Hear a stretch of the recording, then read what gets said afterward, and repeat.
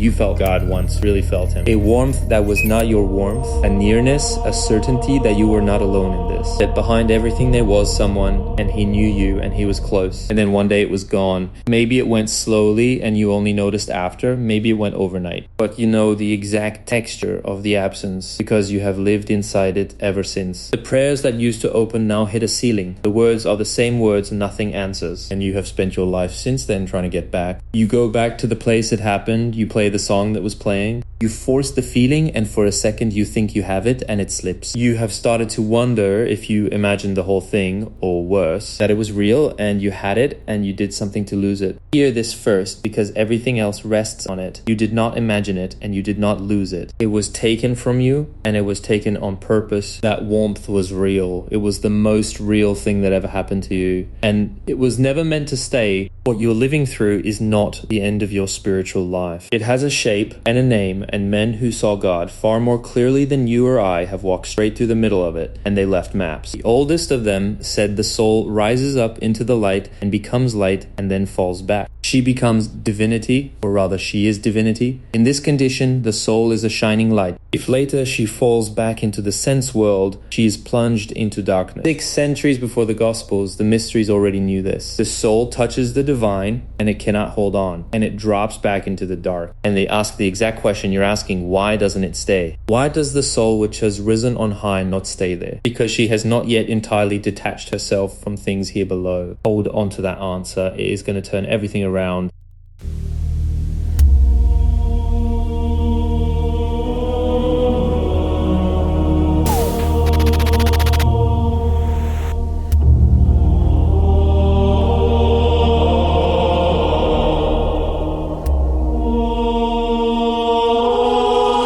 You have a name for what happened to you, and your name is wrong. You called it a dry spell, you called it doubt. Some of you were told it was depression and handed a prescription. Some of you decided quietly that you were losing your faith, and you have been managing that loss like a chronic illness alone for years. It is none of those things. 500 years ago, a Spanish monk went through exactly what you're going through, and he wrote it down with a precision no one has matched since. His name was John of the Cross. He did not call it depression or backsliding or a dark patch. He called it a purgation, a night. He said there are 2 of them, and that this, the one you are in, is only the first. This night, which as we say is contemplation, produces in spiritual persons 2 kinds of darkness or purgation, corresponding to the 2 parts of man's nature, namely the sensual and the spiritual. Now watch the difference, because it is the whole thing. A dry spell is something wrong with you. A purgation is something being done to you on purpose by a hand that knows exactly what it is doing. And here's where you can check which one you're in, because he gives you the test, 3 signs. I'm going to give you the 2 that will settle it tonight. The first, when the feeling of God went, did the taste for everything else go with it? The people who are simply lukewarm, who have drifted, they lose God and go find pleasure somewhere else. They fill it, but you couldn't. That is the first sign. Nothing filled it. The first is whether when a soul finds no pleasure or consolation in the things of God, it also fails to find it in anything created. The second one will tell you everything. The lukewarm man does not care that he has lost God. He barely notices. But the loss is the central fact of your life. It aches. You think about it constantly. You are convinced you're failing him. The memory is ordinarily centered upon God with painful care and solicitude, thinking that it is not serving God but is backsliding because it finds itself without sweetness in the things of God. Read that again slowly. The very pain you took as proof that God had left you, the ache, the constant turning back to him, the fear that you had failed him, that pain is the sign that he has not left. A man who had truly lost God would feel nothing. You are in agony, and you're in agony because he is closer than he has ever been and working. You have been reading the evidence upside down.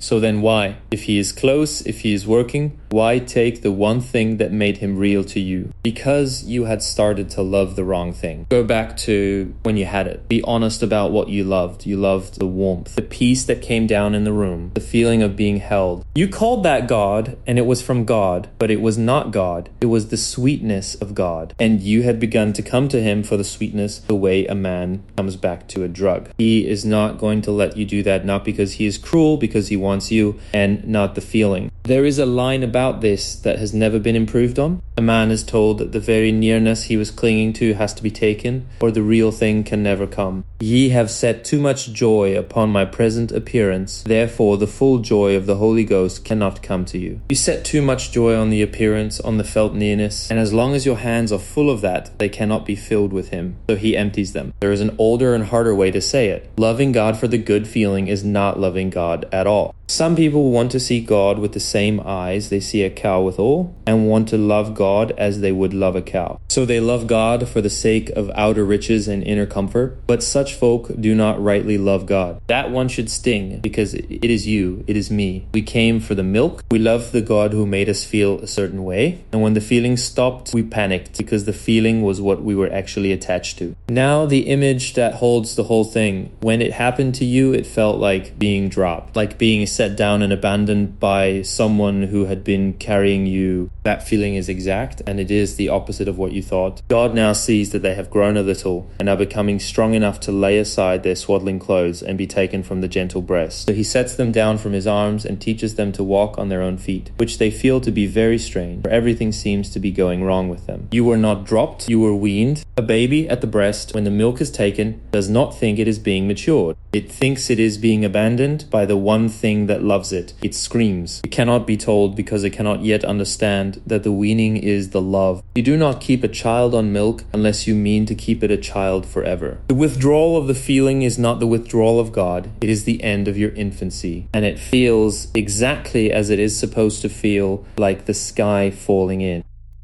Now go underneath the theology, down to the machinery, because there is a reason you cannot simply decide to feel him again, and it is worth knowing. You are, for most of your life, asleep. Not asleep in bed, asleep with your eyes open, walking, talking, working, running on reactions you did not choose, and thoughts that think themselves a whole day gone by on autopilot with no one actually home. This is not an insult, it is the human condition, and one man in the last century mapped it with brutal clarity. His name was Gurdjieff, and his whole teaching starts from one sentence. Man is asleep, man is a machine, man cannot do. Things simply happen in him. Here's what that has to do with your night. That day you felt God was not a normal day. For a few minutes or a few hours you woke up. You were actually there, present, awake, inside your own life. And in that rare waking, God was obvious. He was not far. He was never far. You were just for once awake enough to notice. And then the machine took back over, you fell asleep again. And here's the cruel part that has tormented you for years without a name. You have been trying to reproduce a feeling when what actually happened was a waking. And the machine that runs, you cannot even remember being awake. It only remembers the sensation. So you chase the sensation. You will never catch it. It was never the point. The men who studied this found the same thing every time they tried it. You cannot hold the waking. It lasts seconds and it is gone. Attempts at self-remembering failed to give any results except to show me that in actual fact, we never remember ourselves. One could only remember oneself in this way for a very short time. Hear the mercy in that you did not lose a rare gift through some sin. No one holds it. The waking cannot be gripped and kept not by you and not by any saint who ever lived. And really knowing that, knowing you cannot hold it on your own, is not the end of the road. It is the first honest step onto it. If a man really knows that he cannot remember himself, he is already near to the understanding of his being. You are nearer than you were, not because you found the feeling, because you finally stopped being able to fake it.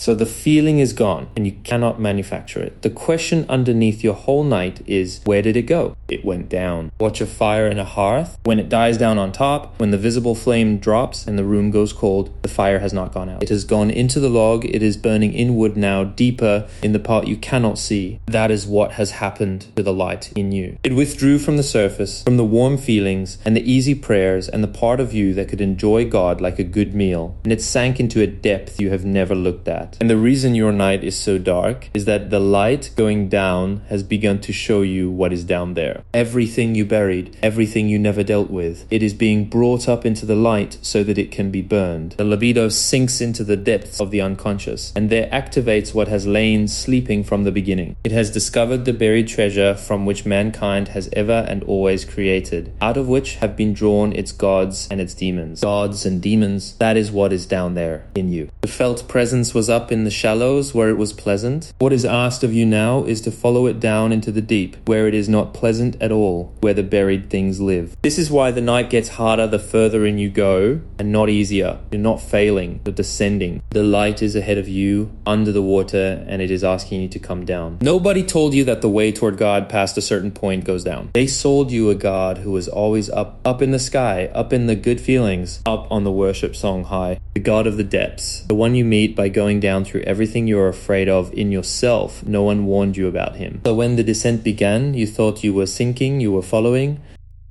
I'm not going to tell you the descent is gentle. For some of you, it is the worst thing that has ever happened, and I will not insult it by making it small. There are nights in this where it feels like dying, where God is not only absent but seems angry or gone for good, and the old warmth is a memory you are no longer sure you can trust. If you are in that, I want to give you the one thing that is true about it, and it is very old. What is pressing on you is not a tomb closing, it is a birth working. Something in you is being born that cannot be born in the light and the warmth. Only here in the pressure and the black, and the men who went furthest into this dark left one instruction for the middle of it, the worst of it. Not feel better, not find the light, one instruction, do not let go. I wholly sink myself down into thee. And though soul and body should this hour faint and perish in thy wrath, yet I will not let thee go. Though my heart saith utterly, no, no, yet the desire of my soul shall hold fast on thy truth. Read what he is doing there. His heart is saying no, his whole body is saying no, there's nothing here, you're perishing, let go. And underneath the no, deeper than the feeling, deeper than the heart that has stopped believing, something in him holds on anyway. Not with feeling, he has no feeling, he holds on with the will, with the bare refusal to let go of a God he can no longer feel. That is the entire work of this movement. When you have nothing left, no warmth, no sense of him, no evidence, and every honest part of you is saying there is no one there, you hold on anyway. Not because you feel him, because you have decided that he is worth holding whether you feel him or not. That decision made in the pitch dark with nothing to reward it, that is the thing being born. It is a love that does not need to be fed. It could not have been born in the daylight. It is being born now.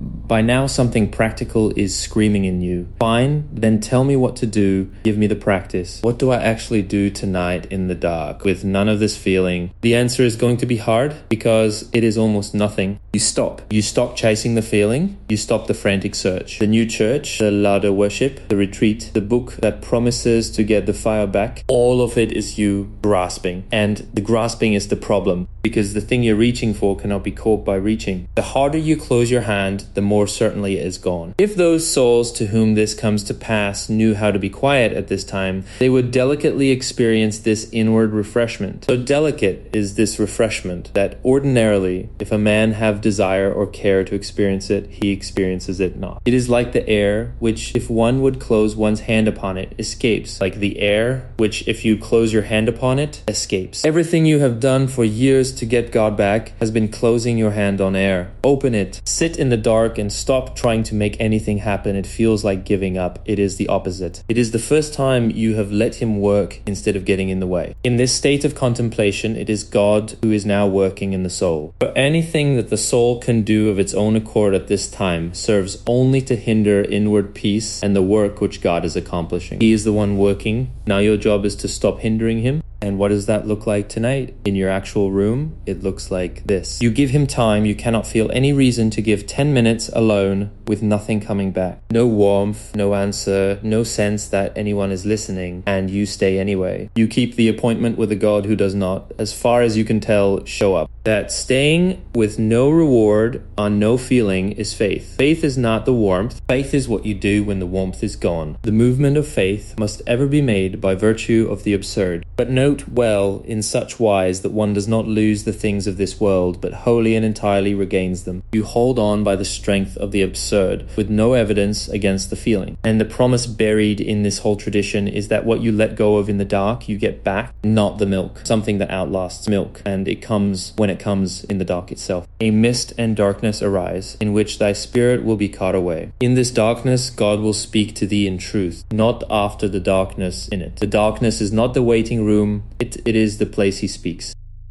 something does return. I want to be careful about how I say this, because if I say it wrong, you will go back to chasing. What returns is not the old warmth. You keep waiting for the feeling to come back, for the room to fill up again like it used to. Sometimes it does, but that is not the point, and it is not the gift. What is being made in you is something the warmth could never have given, and here is the image that holds all of it. A log does not become fire gently. The fire dries it first and blackens it, and the log looks worse than a plain piece of wood. Smoking, ugly, ruined, and then it does not just warm up, it becomes fire. It gives off the same light that was burning it. And the thing no one tells you is that the fire that blackened it and the fire it became are one fire. This purgative and loving knowledge, or divine light, acts upon the soul, which it is purging in the same way as fire acts upon a log of wood in order to transform it into itself. For material fire, acting upon wood, first of all begins to dry it, then it begins to make it black, dark, and unsightly, and at last transforms it into itself and makes it as beautiful as fire. The same fire. Read it once more and let it land, because it undoes everything you have believed about your night. The very light and the loving wisdom which are to be united with the soul and to transform it are the same that at the beginning purge and prepare it. The darkness that has been burning you is not God's absence, it is God. It is the same light you felt as warmth at the beginning, come back at a depth that warmth could never reach, and at that depth it does not feel like warmth. It feels like fire, because that is what it is, and you are the log. So go back to the beginning, to the thing you were sure of. You felt God once and you lost him, and you have spent your life trying to get back to a room you never actually left. You were in the fire the whole time. The reason you could not feel it is that you were standing inside it. The night was never God leaving. It was God arrived where feeling cannot follow. So tonight, when it is dark and you sit down and he is not there, do not turn the light back on. Do not reach, do not chase, stay in it. That absence you cannot bear is the nearest he has ever stood to you. Let it burn and do not let go.